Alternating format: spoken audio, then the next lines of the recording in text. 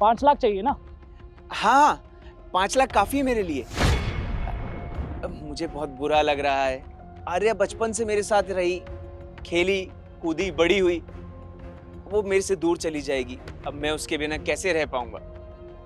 लेकिन मैं कर भी क्या सकता हूँ? वो मेरी खुद की बेटी नहीं है ना। हमें इतना दुख हो रहा है उसके जाने से। मैं समझ सकता हूँ पायल, मैं तुम्हें उससे अलग नहीं कर सकता।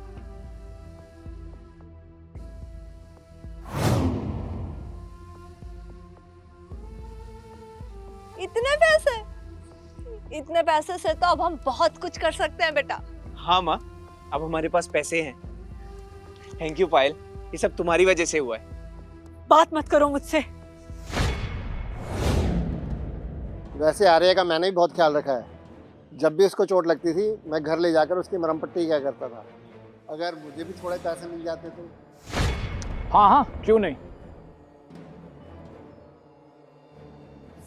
ये आंटी मुझे बहुत तंग करती है माँ। ये मुझे बिल्कुल भी अच्छी नहीं लगती। ये आंटी मुझे हमेशा डांटती है और चोर चोर करके बुलाती है। फैक्ट्री ने हमें एज ए कंपनसेशन जो भी पैसे दिए उसमें से अभी भी पैसे बचे। अगर यहाँ ऐसा कोई है जिसने आर्या का ख्याल रखा हो वो वहां जाकर पैसे ले सकता है, पर याद रहे जो भी वहां से पैसे लेगा उसे वहां जाकर उस पेपर पर साइन करना।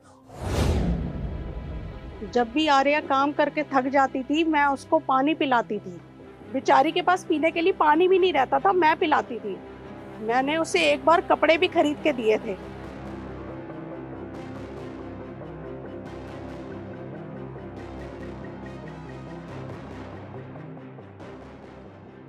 हाँ हाँ, मैं तो उसको चॉकलेट दिया करता था।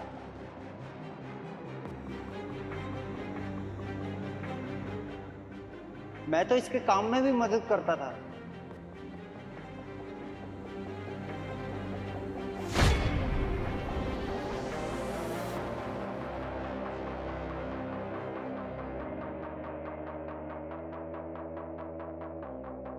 तो सरपंच साहब, आपने क्या किया आर्या के लिए?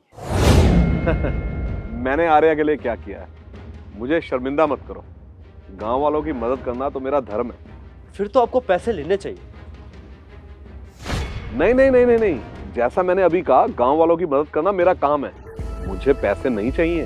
और तुम दोनों अब उसे और तंग मत करो। पायल, अब तुम आर्या को लेकर अपने घर जाओ। आपको मुझे ये बताने की जरूरत नहीं है, तुम सबके सब मतलबी हो। तुम्हें जितने पैसे चाहिए उतने तुम्हें मिल चुके हैं। अब इस एग्रीमेंट पर साइन करो। हाँ, अभी करता हूँ।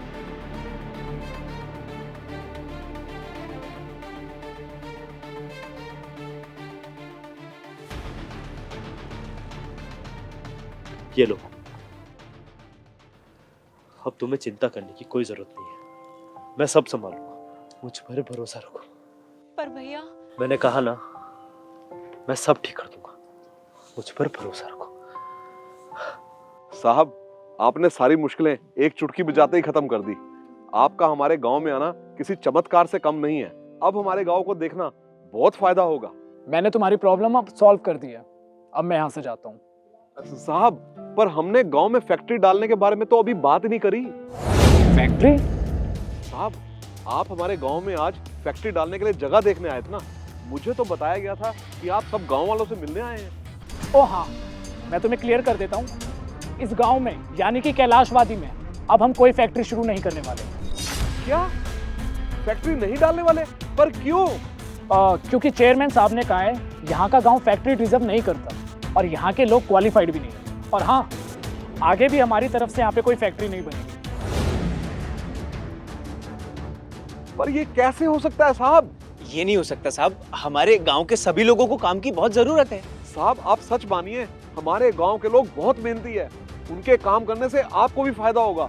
वो लोग बहुत ईमानदार और मेहनती हैं। आप कहना क्या चाहते हैं? क्या आपको ऐसा लगता है कि हमारे चेयरमैन साहब डिसीजन लेने के काबिल नहीं है कि फैक्ट्री कहाँ लगनी चाहिए? नहीं नहीं, आप मुझे गलत समझ रहे हैं। मेरा ये मतलब बिल्कुल नहीं था। क्या तुम में से किसी ने ऐसी कोई हरकत तो नहीं की जिससे चेयरमैन गुस्सा हो? नहीं नहीं, मैंने कुछ नहीं किया। हमारे गांव की हालत तो आप जानते ही हो सरपंच साहब। हमारे पास खाना खाने को तो है नहीं, हम भला ऐसा क्यों करें? हमारा तो चेयरमैन के साथ कोई संबंध नहीं है। कहीं तुमने तो ऐसा कुछ नहीं किया जिससे चेयरमैन को गुस्सा आ गया?